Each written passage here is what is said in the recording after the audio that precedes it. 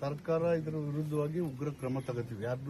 ಯಾರು ಮುಲಾಜಿಲ್ದೇನೆ ಯಾರು ಈ ರೀತಿಯ ಮರ್ಯಾದೆ ಹತ್ಯೆ ಪ್ರಕರಣದಲ್ಲಿ ಭಾಗಿಯಾಗಿದ್ದಾರೆ, ಉತ್ತೇಜನ ಕೊಟ್ಟಿದ್ದಾರೆ, ಎತ್ಕಟ್ಟಿದ್ದಾರೆ, ಬೆಂಬಲ ಕೊಟ್ಟಿದ್ದಾರೆ, ಒಬ್ಬರು ಬಿಡಲ್ಲ. ಅಗತ್ಯ ಬಿದ್ದರೆ ಮರ್ಯಾದೆ ಹತ್ಯೆ ಅಲ್ಲ, ಇದು ಒಂದು ಉಗ್ರವಾದಂಥ ಕೊಲೆ.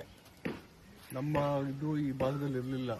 ರಾಜಸ್ಥಾನ, ಹರಿಯಾಣ ಆ ಕಡೆ ಈ ತರ ಘಟನೆ ನಡೀತಾ ಇತ್ತು. ನಮ್ದೊಂದು ನಾಗರಿಕವಾದಂತ ರಾಜ್ಯ, ನಮ್ದು ನಾಗರಿಕ ಸಮಾಜ ಇರ್ತಕ್ಕಂಥದ್ದು ಮತ್ತು ಮುಂದುವರಿದಂತ ರಾಜ್ಯ. ಇದು ಪ್ರಾಯಕ್ಕೆ ಬಂದಂತ ಯುವಕ ಯುವತಿಯರು ತಮ್ಮ ಒಪ್ಪಿಗೆಯ ಮೇಲೆ ಯಾವ ಧರ್ಮ ಅಥವಾ ಯಾವ ಜಾತಿಯ ಮದುವೆ ಆಗಲಿಕ್ಕೆ ಅವರಿಗೆ ಮುಕ್ತವಾದಂತ ಅಧಿಕಾರ ಇದೆ. ಅದು ಅವರ ಮೂಲಭೂತ ಹಕ್ಕು. ಮೂಲಭೂತ ಹಕ್ಕನ್ನು ಹತ್ತಿಕ್ಕುವಂತ ಯಾವುದೇ ವ್ಯಕ್ತಿಗಳನ್ನ ಅಥವಾ ಅದಕ್ಕೆ ಬೆಂಬಲಿಸುವ ಸರ್ಕಾರ ಬಿಡಲ್ಲ.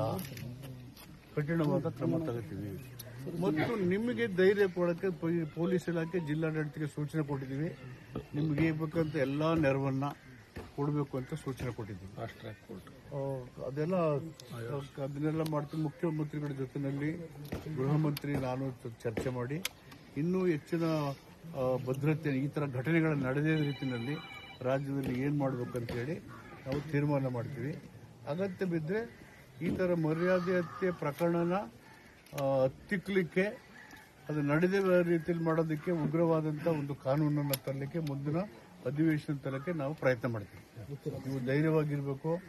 ದುರಂತ ಪಾಪ ಹೆಣ್ಣುಮಗಳು ಆ ರೀತಿ ಹತ್ಯೆ, ತನ್ನ ಹಸುಗೂಸನ ಹೊಟ್ಟೆಲಿ ಇಟ್ಕೊಂಡು ಅವಳು ಮತ್ತು ಹಸುಗೂಸು ಇಬ್ಬರು ಕೂಡ ಸಾವಿಗೀಡದ್ದು, ಕೊಲೆಗೀಡದ್ದು ತನ್ನ ಕುಟುಂಬಸ್ಥರಿಂದನೇ, ತಂದೆ ಮತ್ತು ಸಂಬಂಧಿಕರಿಂದ ಆಗಿರೋದು ಅತ್ಯಂತ ನೋವಿನ ಸಂಕಟ. ಅದೊಂದು ಮೃಗೀಯ ಕೃತ್ಯ. ಅದನ್ನು ನಾವು ಉಗ್ರವಾಗಿ ಖಂಡಿಸ್ತೇವೆ.